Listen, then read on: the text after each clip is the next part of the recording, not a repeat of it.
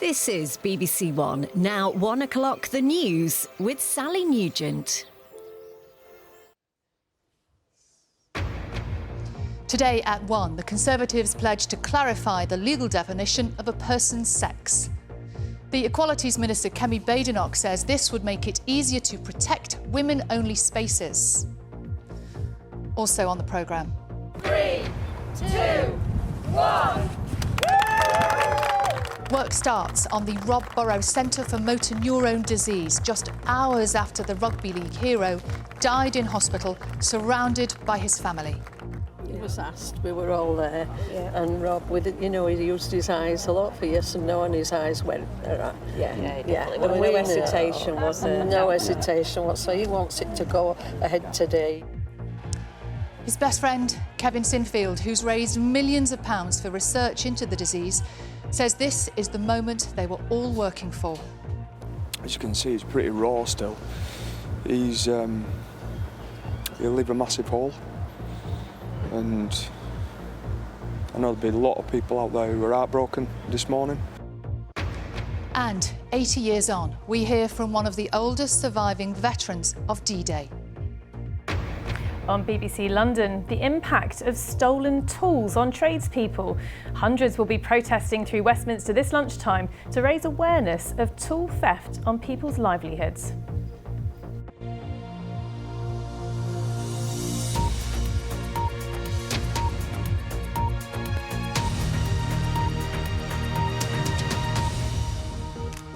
Hello and welcome to the BBC News at 1, live from Salford.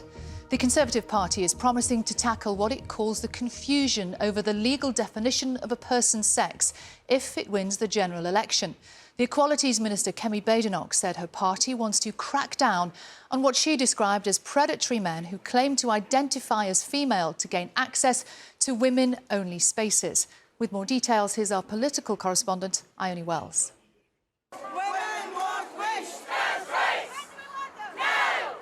Should only people who are biologically female be able to use women's services? Just people who are biologically female, or also those who have changed their legal sex on their birth certificate? The Conservatives say women's services should be able to refuse anyone who is biologically male without facing legal challenges.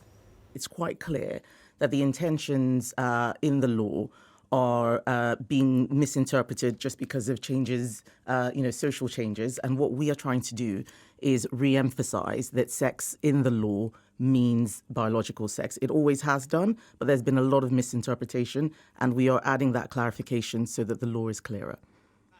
The Liberal Democrats are known for their own stunts, but they and Labour have accused this policy of being a distraction from other issues. This is a cynical distraction from the litany of Conservative failures to try and once again stoke up a phony culture war. Liberal Democrats have been very clear on this issue. If there are any examples of where a public service needs to have further guidance, we're happy to issue that guidance. But let's not pick apart legislation that reflects the hard-fought and hard-won protections given to women, to trans women and to all sorts of people from protected characteristics. The Equality Act, which Labour brought in 2010 and the Tories opposed, already protects single-sex spaces for biological women. It already defines what a woman is. What's certainly needed is clearer guidance and for service providers about how to safeguard those women-only spaces. The Conservatives also said they would remove the powers of the devolved Scottish, Welsh and Northern Irish governments over gender policy. It comes after the UK government intervened last year to stop Scotland making it easier for people to change their legal gender. What has been suggested by the Conservatives today is just another example of undermining the powers of the Scottish Parliament. Now, obviously, I don't want to see that because I believe we should have a Parliament with the full range of powers to tackle all of the issues that affect the people of Scotland. But I think people in Scotland need to be aware that it's only SNP MPs that will stand up to protect the powers of the Scottish Parliament, which are being eroded by the Conservatives. The Conservatives argue this pledge is about privacy and principle, but Tory strategists also hope it will put other parties on the spot about where they stand. Ione Wells, BBC News in Westminster. Well, our social affairs editor, Alison Holt, is in our London newsroom for us this afternoon. And Alison, this is a complex issue and it really does evoke very strong feelings, doesn't it? It certainly does, Sally. It's a really contentious area and is at the heart of many of the culture wars which we've had in recent years over our evolving interpretation of words like gender and sex. Now, the Equality Act was passed in 2010, so society has changed a lot since then. And the way it's written at times uses the terms gender and sex interchangeably. The Conservatives say they want to bring clarity to this area, being really clear that they are talking about biological sex, sex at birth in the Act.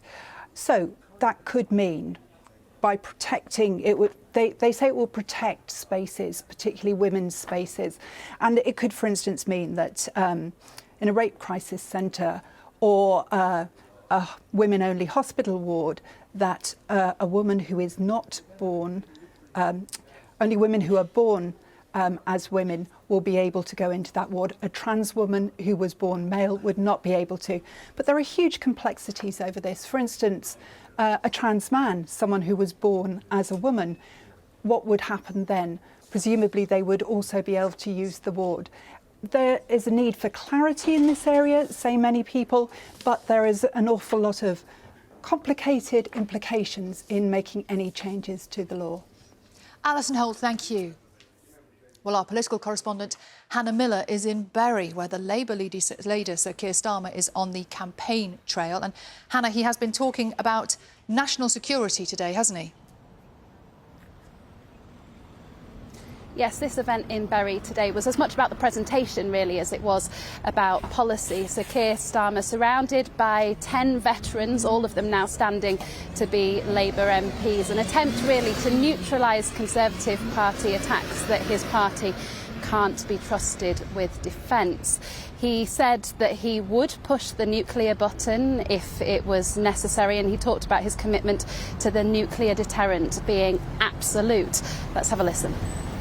We'll maintain Britain's continuous at-sea deterrent 24 hours a day, 365 days a year. Deliver all the needed upgrades, and we will build 4 new nuclear submarines, like the ones I saw in Barrow, that won't just keep us safe, but will also support good jobs and growth across the UK.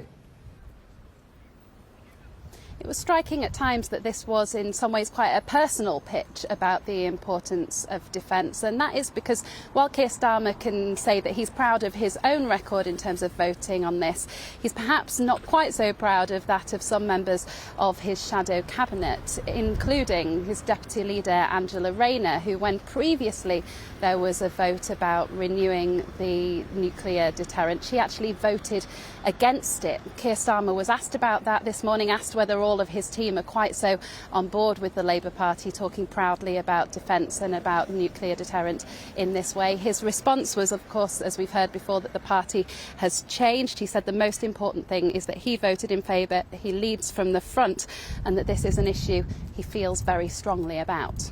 Hannah Miller, thank you.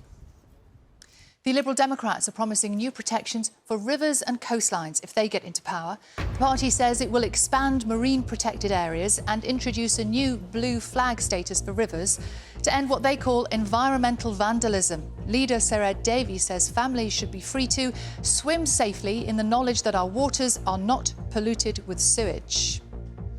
The leaders of 4 of Scotland's parties will take part in a televised debate tonight. The SNP's John Swinney, Labour's Anas Sarwar, the Liberal Democrats' Alex Cole-Hamilton and the Scottish Conservative leader Douglas Ross will join the 90-minute debate, which starts at 9 o'clock on STV. The Scottish Green Party has described their omission as outrageous. Work has begun this morning on the Rob Burrows Centre for Motor Neurone Disease as tributes continue to pour in for the former rugby league player who died yesterday at the age of 41. Fans have been laying flowers and cards at Headingley, where he played for Leeds Rhinos until his diagnosis nearly 5 years ago. Our correspondent John Maguire has this report. 3, 2, 1... It's the moment that Rob Burrows was determined would go ahead today without delay, as spades went into the ground for the first time to create the Motor Neurone Disease Centre in Leeds that will bear his name. Along with Rob's family was his former teammate Kevin Sinfield, Between them, they've raised almost £15 million. Some of that money will help to build this centre. It will be Rob's legacy. I wish he could have seen the outpouring of love. I think we all lose special people, but it's very, very rare you lose someone who's so special to so many different people. And as you can see, he's pretty raw still. He'll leave a massive hole. Rob's family say this new facility meant the world to him, and despite this being such a difficult day, it's a very proud moment. It's just amazing to be here today for Rob, and he'll be flying the flag, and we'll beat the drum, and we'll keep doing it and raising money, and we will get a cure. Not just the care centre, but a breakthrough for people with MND. So it's not the hell on earth that it's been. It's going to be a good future for MND sufferers. We'll make sure, and Rob wants us to. Rob played a part in designing the centre, purpose-built and a one-stop shop for patients and their families. After signing for Leeds Rhinos as a teenager, he went on to become one of their greatest. But not long after his retirement, he was diagnosed with MND, a condition he faced with incredible positivity. I'm not giving in right till my last breath. You know, I have too many reasons to live. The love he had for his family and the love they had for him shone through as he made his private battle a public one to raise awareness of the disease. Rob overcame so many challenges on and off the field. He'll always be remembered as a giant in rugby league and in the face of this cruel disease. Well, John joins us now from Headingley Stadium in Leeds. And John, those tributes behind you, and I know many more arriving, show just how loved and admired Rob Burrow really was.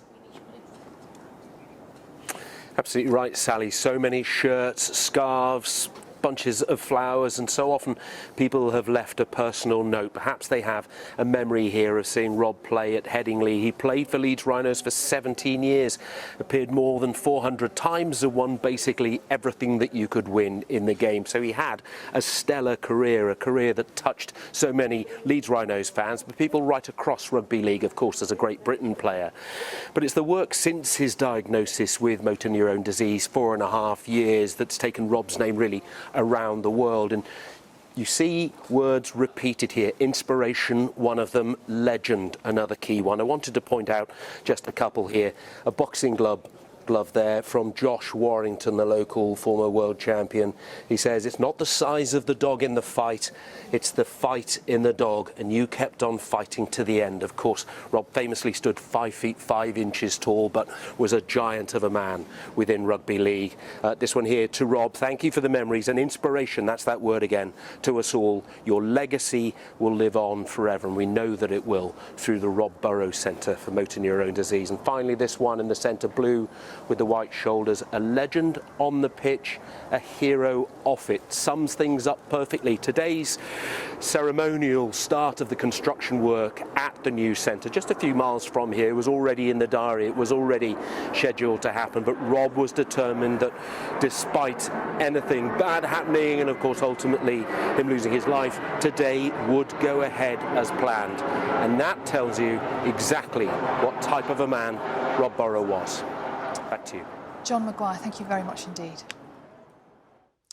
China has accused the UK of recruiting a married couple employed by the government as spies. It claims that the intelligence service, MI6, started cultivating a man identified only as Mr. Wang while he was studying in Britain 9 years ago. Whitehall is neither confirming nor denying the story. Well, in a moment, we're going to be joined by our security correspondent, Frank Gardner. But first, let's speak to our China correspondent, Laura Bicker, in Beijing. So, Laura, what more can you tell us?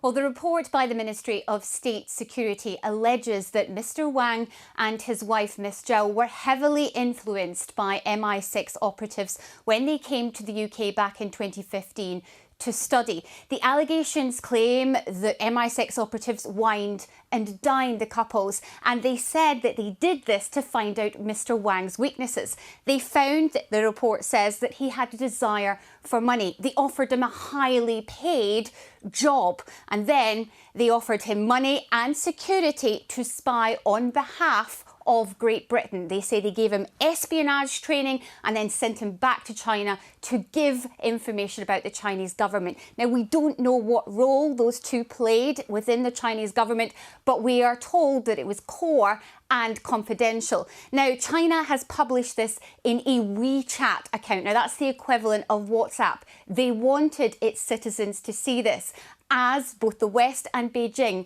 trade accusations of espionage. Laura Bicker, thank you. Well, our security correspondent Frank Gardner is in the London newsroom for us. And Frank, would it be unusual for MI6 to recruit a spy in this way? No, this is absolutely classic human intelligence gathering in its purest form. Britain does it, China does it, lots of countries do it.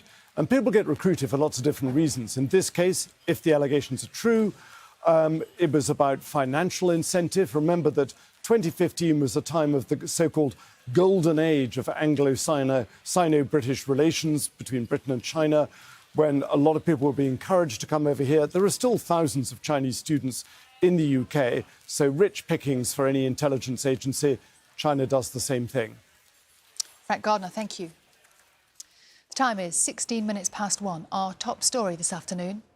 The Conservatives pledge to clarify the legal definition of a person's sex. And we will be hearing more about the issues concerning BBC News viewers as we approach the general election with your voice, your vote. And on BBC London, the unique 10-year project exploring 200 years of Stoke Newington's history and how the shops have changed through the decades.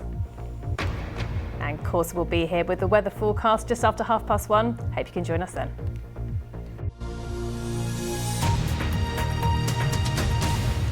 The BBC has learned that a waste company linked to a £200,000 donation to the First Minister of Wales was under criminal investigation at the time. Vaughan Gething, who took office in March, was given the cash during his leadership campaign.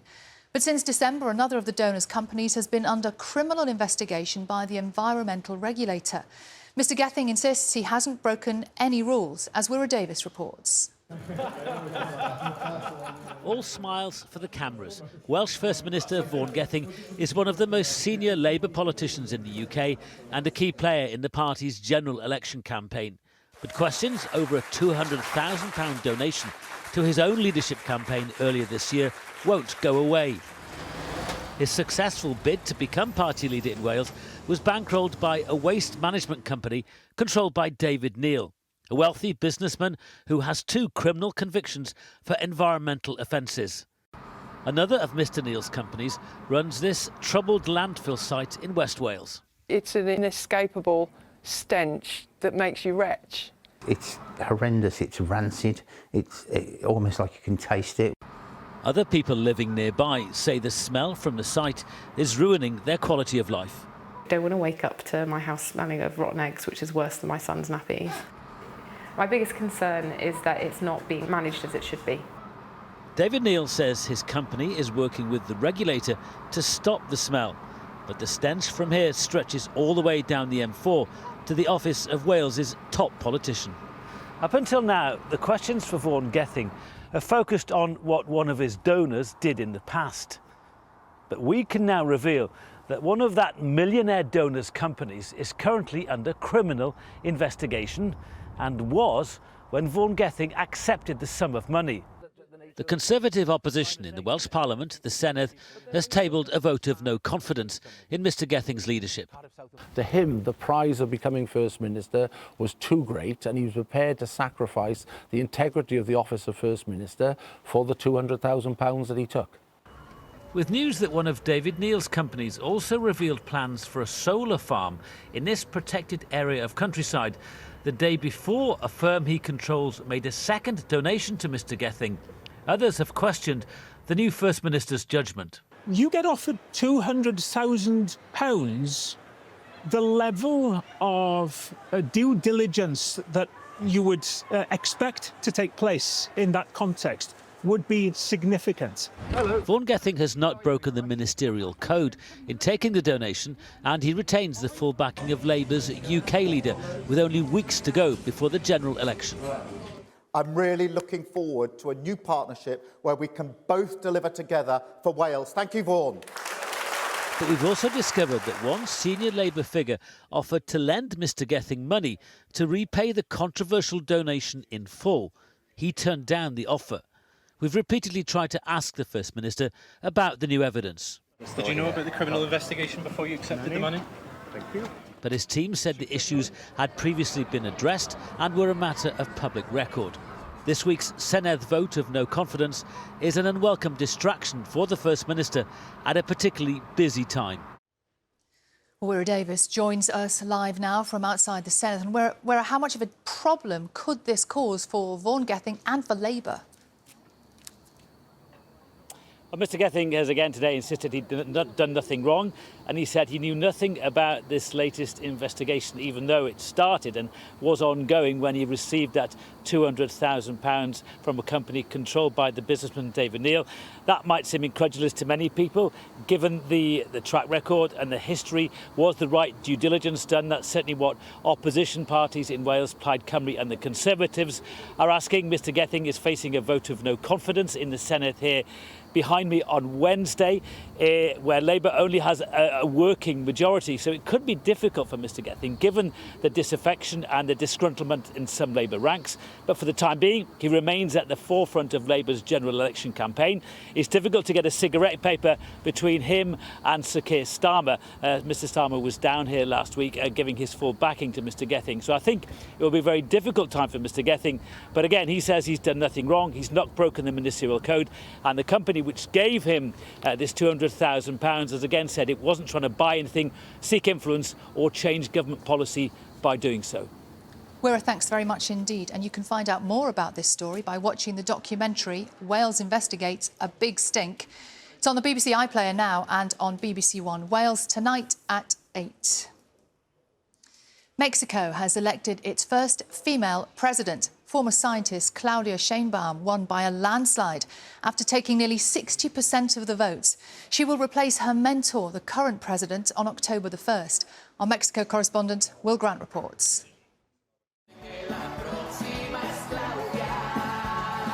A genuine moment of history in Mexico. In a nation where women only got the vote in the 1950s, Claudia Sheinbaum becomes the first woman to break centuries of male domination over the Mexican presidency, shattering the glass ceiling for generations of women to come. Que por primera vez en 200 años. For the first time in 200 years, women have reached the presidency, she told her jubilant supporters in the capital's main plaza. It's historic, completely. It's for the women who are no longer with us and those who are still fighting, not just in the political arena, but in any way where we have conviction as women. To see someone who comes from the fight at the bottom to the presidency, it's so emotional. For me, it's marvelous. In a nation of such entrenched machismo, what Claudia Sheinbaum has achieved here is no small feat. Other women have tried and failed, but her offer of continuity with the governing party's social policies, which have pulled millions from poverty, have proved hugely popular with the electorate. Her critics, in particular her opponent in this vote, Xochitl Galvez, are left deeply frustrated, especially by the huge margin of victory.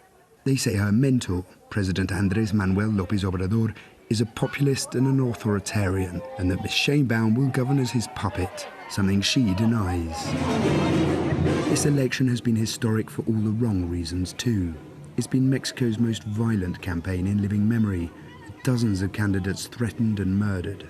One of them was the candidate for mayor of Coyuca de Benítez, Alfredo Cabrera, shot in the back of the head by a gunman at his closing rally. His murder was a sign of the huge security task facing Ms. Sheinbaum. A staggering 11 women and girls are killed every day in Mexico, and her critics fear she isn't up to the task of tackling the problem.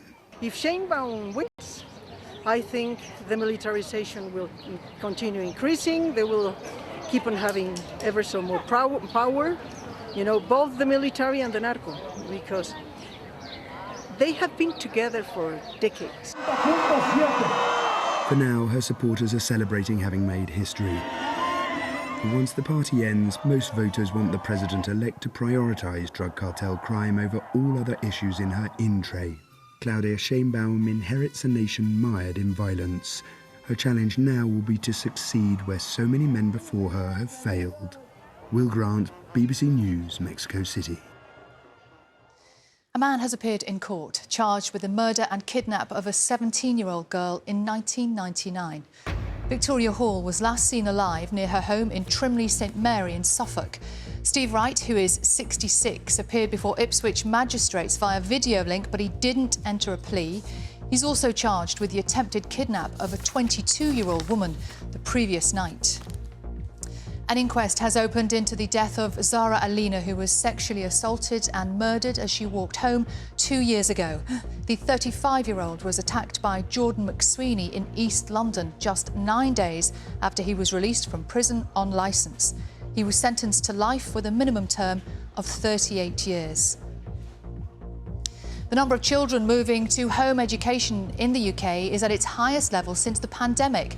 A BBC investigation found that councils received almost 50,000 notifications in the last academic year from families wanting to take their children out of school. The latest government figures suggest mental health is the biggest reason for the rise.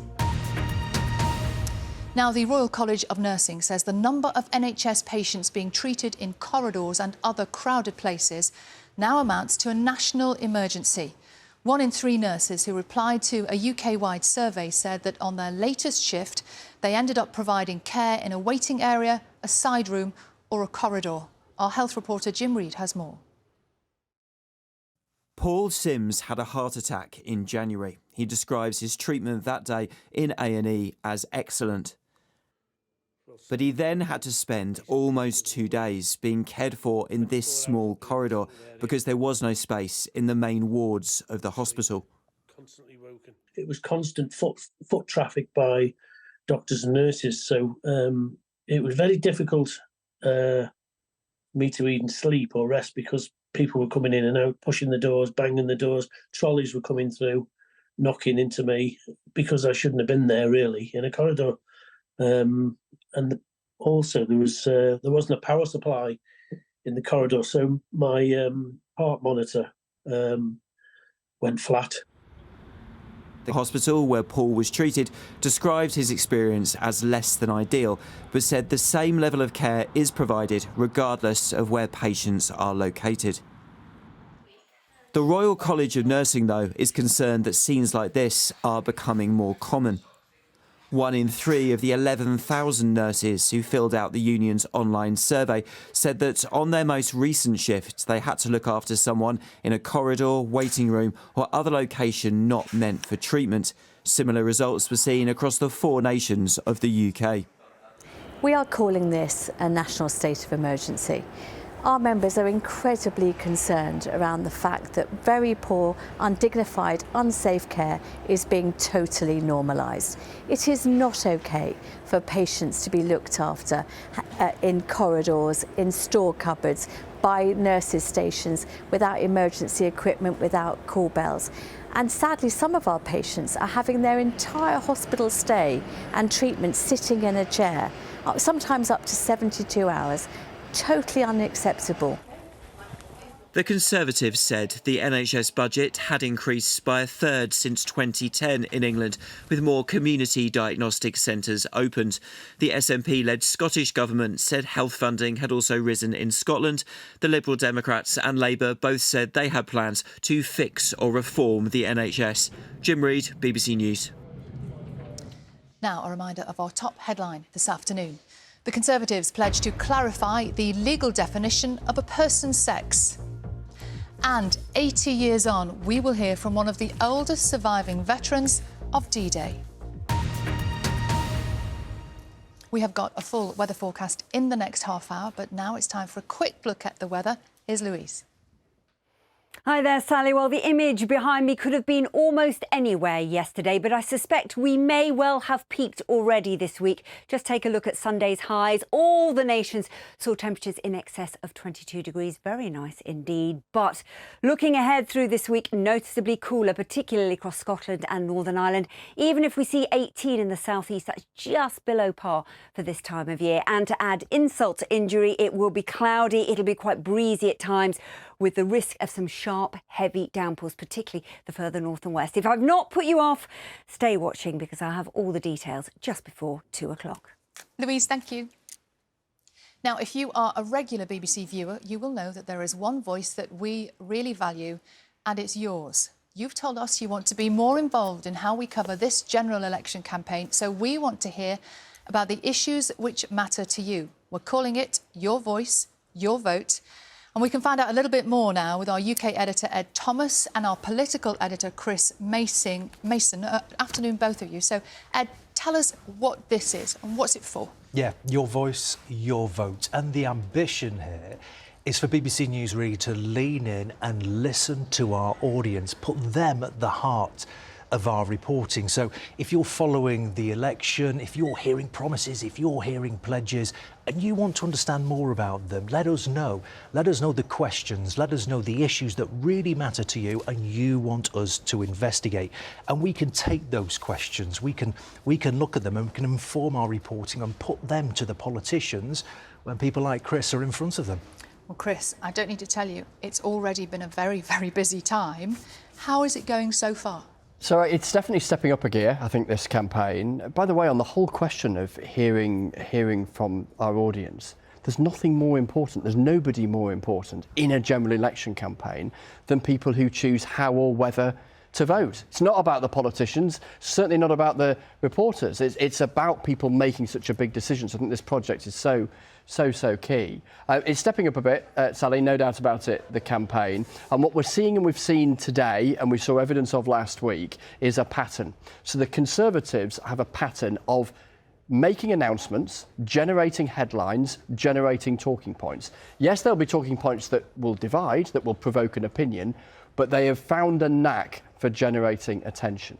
Now, that is a strategy, I think, grounded in the fact that they know that even though they are the incumbents, they're up against it. The opinion polls suggest they are up against it, whereas Labour are being that bit more cautious. They're saying less things that are brand new, but emphasising what they've been saying in recent months. And we saw that playing out this morning for Labour with their announcement about defence and what they've been saying on defence, and from the Conservatives on the whole question of identity, gender and biological sex.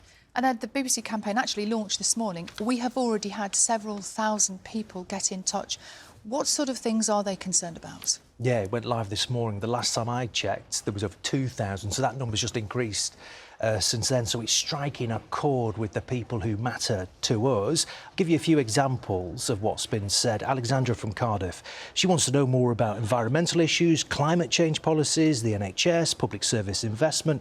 That is what matters to her this election. Sue from Yorkshire, she's retired from the public sector. She wants to know more about pensions and taxing of them and the environment.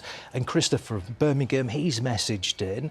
He says, what's happened to dentists squeezing the funding to make people go private? So this is what's playing out on people's minds right now. Just a few examples of what people are reaching out to us and telling us. And Chris, where do you think things are going from here over the next couple of weeks? So the big focus in the next 24 hours is going to be the first debate between the two candidates to be Prime Minister, so Rishi Sunak against Keir Starmer. Yes, for anyone who's occasionally seen what goes on in the House of Commons, the two of them have exchanged views for quite a few years, but to see them on primetime television tomorrow answering questions from viewers and from the presenter, absolutely key. I think it's the first big moment of the campaign. And there's a whole host of these TV debates to come on the BBC and elsewhere in the coming weeks. And then before we know it, we'll get to those bundles of promises, the manifestos, where we'll seek, on behalf of our audience, some of the answers to the questions that Ed was just talking about, because they'll have to set out, and if they don't, they'll face tough questions, how they'll take on everything from dentistry to immigration to the health service to defence, the whole platter of responsibilities that a new government takes on. And Chris, what has surprised you so far? I think the sense that you have to have, if you're either reporting on it or for the politicians, and I was talking to them this morning, stamina.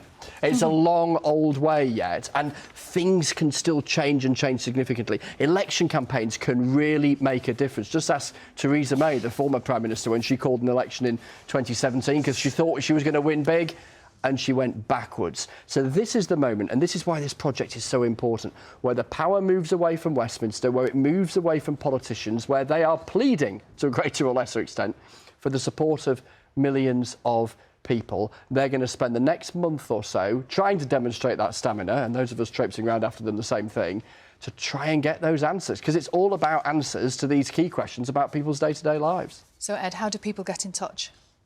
Yeah, really easy, and already people are getting in touch, and it shows that issues really do matter here. bbc.co.uk/news. Go on your phone, go on your tablet, go on your PC, and on the BBC News app you'll see a link on there to go and have your voice, your vote there. Email us as well, bbcyourvoice@bbc.co.uk. Tell us what matters most, tell us what you want us to explain, and tell us where you want us to go as well. Ed Thomas, Chris Mason, thank you.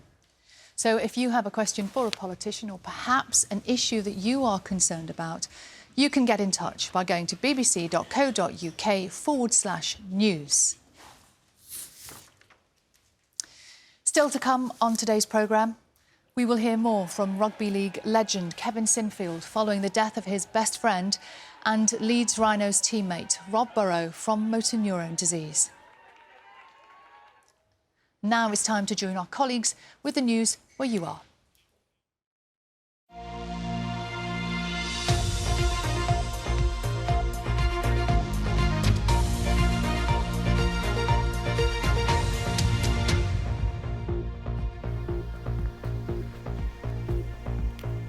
Welcome to BBC London, I'm Victoria Cook. First, hundreds of tradespeople are holding what they're calling a van rally in Westminster this lunchtime to highlight the issue of tool thefts. Organisers say the growing number of tools being stolen means thousands are losing their livelihoods. They're calling for tougher measures to stop tools being resold. Miranda Shunkay is there and has sent this report.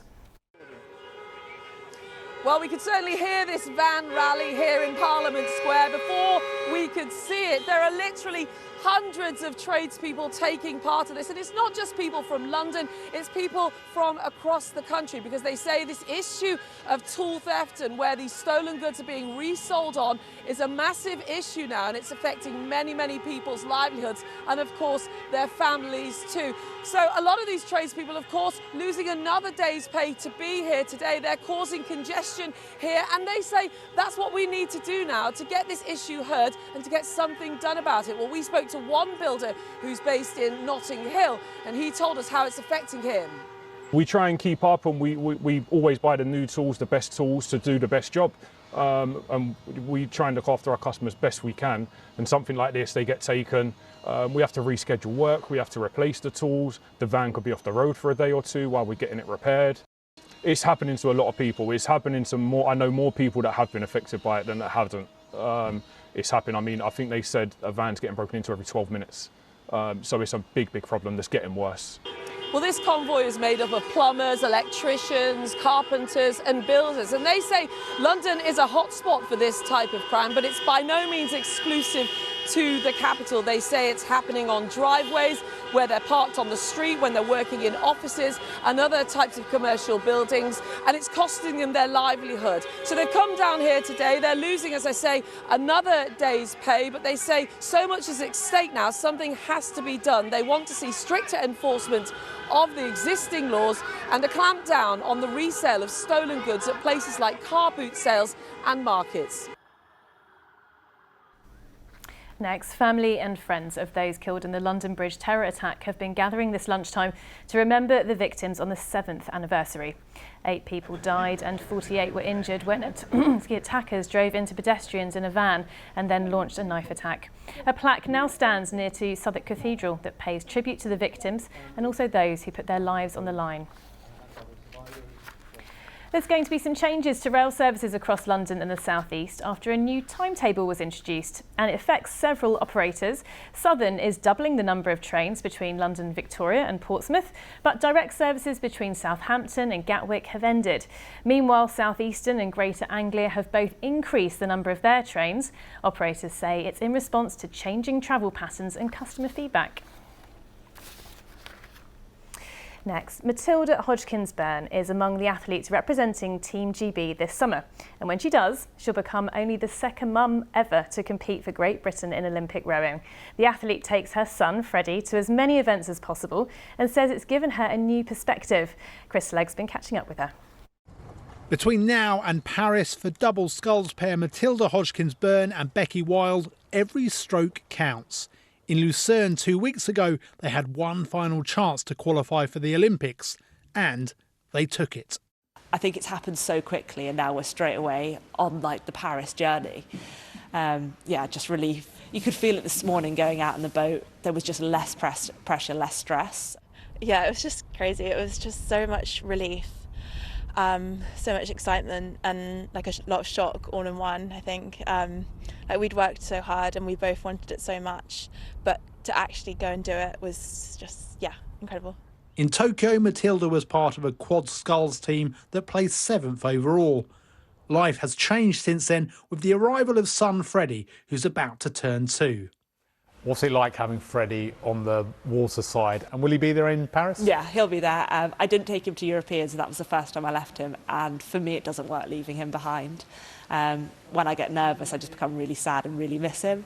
There's always so much pressure with sport, and certainly the event we were in, it was all or nothing, but he kind of pulls me out of that bubble and reminds me there's more to life. Her having Freddie at home, I think that gives her a different perspective, and actually that's very refreshing. I know that rowing's not everything to her, and that actually means quite a lot to me because it means I can go and switch off when I get home, and rowing isn't everything either. You've spoken really openly about the challenges of being a mum and combining that with elite sport. What would your advice be to others in the same situation? It's possible. Yes, I'm lucky in that I've had really good support from my family. British rowing coming back this year have been absolutely brilliant, but it is possible. It's really, really challenging. I've learnt that you can do a lot on very little sleep. But I don't think being a mum should end a dream if you want to do it. The countdown to Paris is on. Chris Legg, BBC London. A historian has published the results of a unique 10-year project looking at the changes in Stoke Newington over the last 200 years. Amir Doughton's research focused in and around the Church Street area and looked at how different businesses and trends have evolved through the decades. Rob Taylor's been to meet him. Number 100. It's been a chemist continuously since the 1860s. Different owners, different companies took over, but it's always been a chemist. I was always a history buff from a very young age, wanted to be Indiana Jones. So when I moved to the area about 22 years ago, I became really interested in the local history, where I documented the history of every shop on Stoke Newington Church Street. About 120 of them since the mid-19th century. Number 14 was 6 different butchers since the 1910s. Butchers used to have special tiles for hygiene, and some of the old decorative tiles are still here, concealed behind the ceiling. We've been there since 1980. My dad used to run it, and then we took over around about 2020. We specialize in Afro-Caribbean stuff and a lot of groceries. And this is the oldest shop in Stoke Newington Church Street. It opened in 1951. This is CAC Builders Merchant. I started going through all the old street directories that tell you exactly who traded at each shop. And that really gave me the opportunity to start seeing the trends and analyze all that fascinating information.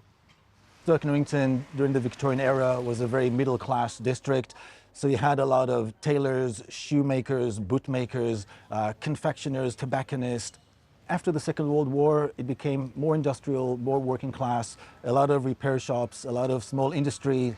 And from the 1990s onwards, you start seeing more restaurants, more estate agents, more design lifestyle shops that opened more recently. Creating the book and having this research, it gave me a chance to meet a lot of the local businesses. So this is Hilda at number 49, the newest shop to open on the street.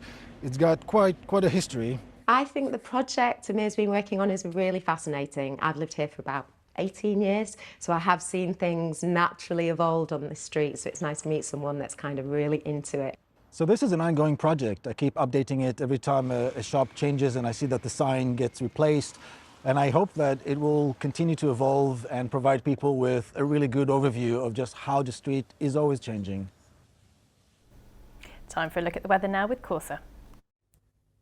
Hello, good afternoon. Well, it's been quite a cloudy day so far, and for the rest of this afternoon too, a lot of cloud around, and this cloud may still be thick enough for the odd spot of light rain or drizzle in places, but there's a fair amount of dry weather too, and there may be some brighter spells breaking through to end the day, and temperatures quite widely reaching the high teens to the low 20s, 18 to 21 Celsius quite widely.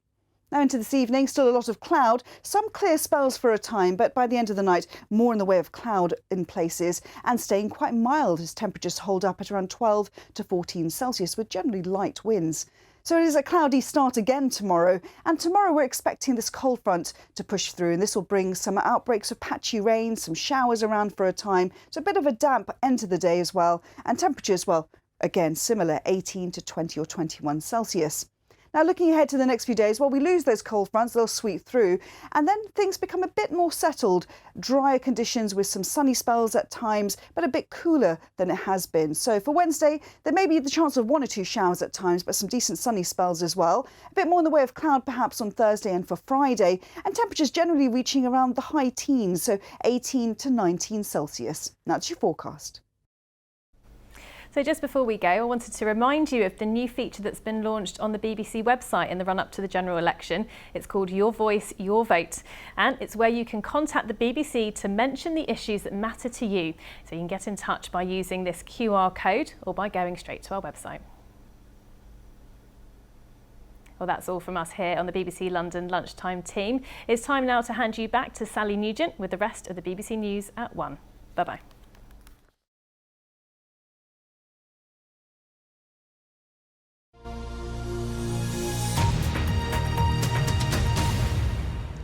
Now, just one day after the death of the rugby league legend Rob Burrow, aged 41, his family and his former teammate Kevin Sinfield have attended a groundbreaking ceremony for the Motor Neurone Disease Centre bearing his name. Building work at Seacroft Hospital in Leeds began this morning at Rob's request. His great friend Kevin explained the difference the centre would make for patients living with MND. Yeah, so brave, so tough.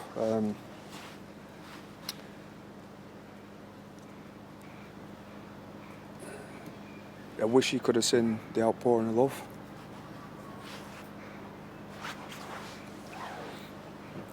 I think we all lose special people, but it's very, very rare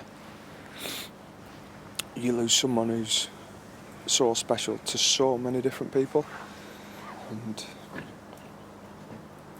as you can see, he's pretty raw still. He'll leave a massive hole, and I know there'll be a lot of people out there who are heartbroken this morning on the news from yesterday. What's really, really important is that Rob Burrow continues to live forever, and I'm sure the MND community and everyone who supported us previously will make sure that Rob's name is at the forefront of everything we do going forward. And we're amazed at some of the things he did on the rugby field, but to see some of the things he's done the last 4.5 years has been unbelievable, and the respect and love and admiration I've got for him couldn't be any higher. You know, it's a really sad time for everybody involved, the Burrow family especially, with how courageous they've all been, and then to come here today and see some of the fruits of Rob's work. He was so proud of this, and you know, I've heard they're going to try and build it in record time now, because that's what Rob did. He broke records, and he wanted people to have a better outlook on life. He wanted people to have hope. He wanted to find a cure for this disease, and building this centre. And the work he's been able to do over the last 4.5 years will ensure that those who come after him, it'll be a far better journey. You know, I'd urge anybody, if you don't remember Rob Burrow as a rugby player, go and take a look, because you'll be amazed at the guy. Like, he was a superhuman, superman in a game of big, strong athletes, and yeah, I'm sure there'll be a big photo of Rob in this building, and I'm sure there'll be some little kids who walk through with parents and grandparents and relatives who ask, who's that? And I'm also very, very sure the answer that we'll get is he was a legend behind this building, and there's some legacy for him to leave. Yeah, we're pretty heartbroken this morning, but he was a special guy. And you can watch a special documentary about Rob Burrow's story and his remarkable friendship with Kevin Sinfield. It's called There's Only One Rob Burrow, and it's on BBC One at 8:30 tonight. It's also on the BBC iPlayer. Commemorations will take place later this week to mark the 80th anniversary of D-Day, when thousands of UK and Allied forces landed on the beaches of northern France to liberate Europe from Nazi occupation. Among them was Percy Chafer from London, and he's been sharing his memories with our reporter, Jane McCubbin. Are you ready? Yes. I am Percival Frank Edward Chafer, age 104, and still going strong. That was good. Percy Chafer was there, one of 156,000 Allied troops who landed on the beaches of Normandy 80 years ago and decided the fate of the world. Soldiers, sailors and airmen of the Allied Expeditionary Force, you are about to embark upon the great crusade toward which we have striven these many months. Eisenhower gave the word, go, and we went. It's the most amazing sight, all these boats heading for Normandy, you know. What could we expect? The worst, I suppose, really, you know. You told me, Percy, you prayed. We all prayed. You say you don't believe in God, but when the time comes, you say, God, don't worry. And I was very, very lucky. So very lucky. Some 4,400 Allied troops died on D-Day. Around 9,000 were wounded or missing. Gunner Chafer, who landed on Sword Beach with the 7th Armoured Division, remembers it all. Well, the noise was terrible, wasn't it? Terrible noise, banging, flashing, and God knows what, and bullets flying around. Just a mass of soldiers running everywhere, really. Some calling for their mates, some you see some of them go down, and you just have to ignore it. It's part of the war. You know, you see your mates die. But they used to let these bombs go, and they would scatter all these anti-personnel mines, and you could hear them whirring down. And you hope one didn't land near you. But there were some guys who would call for their mum. They were really scared. His memories are still razor sharp.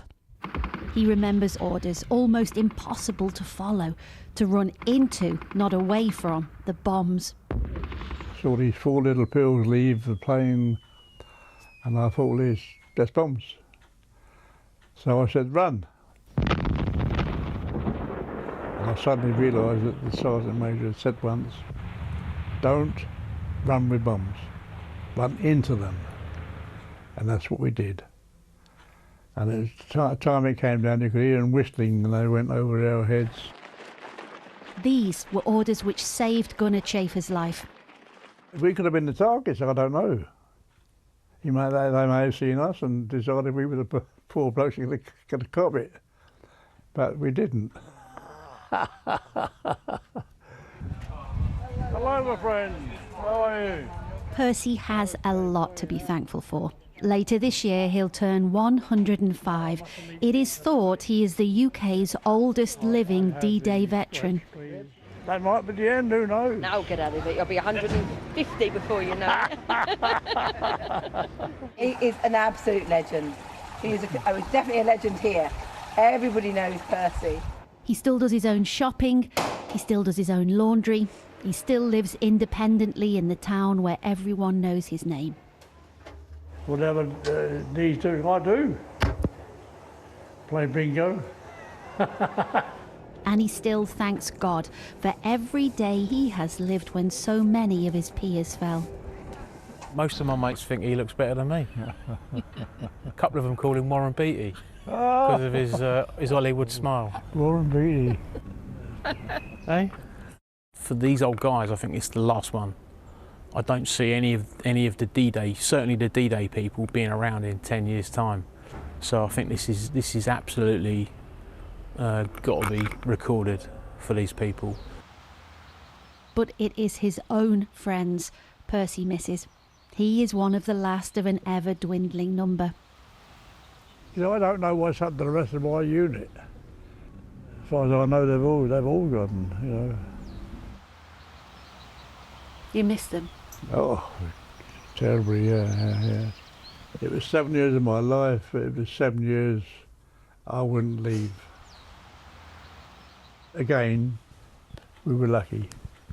You keep being lucky, Percy. 105 in November, is that right? That's right, yeah. It's not too bad going, is it, really? It's not.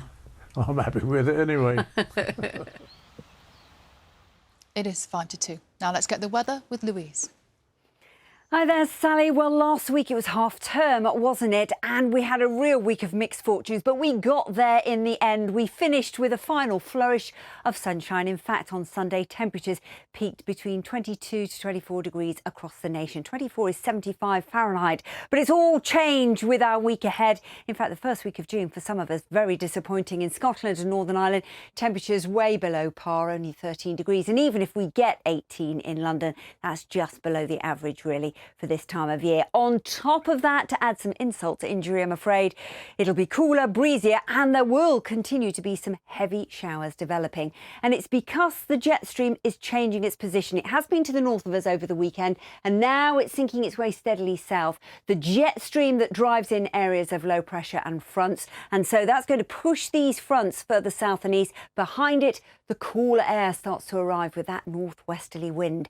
But just take a look at Scotland at the moment. A glorious afternoon here because the morning has been beautiful. So enjoy the sunshine. You're going to keep it throughout the day. Some brightness into South Wales, southern England as well. But sandwiched in between the two, a lot of cloud. And the cloud has been thick enough here for a spot or two of drizzle. So in the brighter moments, 21 degrees, not out of the question. 70 Fahrenheit. Maybe similar values into eastern Scotland as well. But through the night tonight, the emphasis is with the cloud. And as we go into the early hours of Tuesday morning, the winds will pick up and the first weather front arrives, bringing some outbreaks of rain. So temperatures will hold up because of the amount of cloud around, but all change as we go into Tuesday. So that first front will bring some outbreaks of showery rain as it sinks its way steadily south and east. We cling on to some sunshine in southeast England, perhaps. But quite a narrow band will develop of heavy, possibly thundery downpours by the end of the afternoon across northern England and North Wales. Behind it, breezy, showery and noticeably cooler across Scotland, 10 to 14 degrees here. As we go into Wednesday, England and Wales will keep the drier, perhaps even some sunnier weather with it. The sharper showers, the blustery winds further north and west, some of these heavy with hail and thunder, even a little bit of winteriness to the tops of the mountains. 11 to 13 degrees in the north, 15 to 18 further south. And that trend will continue as we close out the rest of the week. On the whole, it stays quieter for England and Wales, but there's likely to continue to be a few sharp, blustery downpours, and the feel of the weather, I'm afraid, stays disappointing. Sally. Louise, thank you. Now, as ever, you can keep up to date with all of today's stories on the BBC News channel and on the BBC News website and app too. That is all from the 1 o'clock news team for today. Enjoy the rest of your day. Goodbye.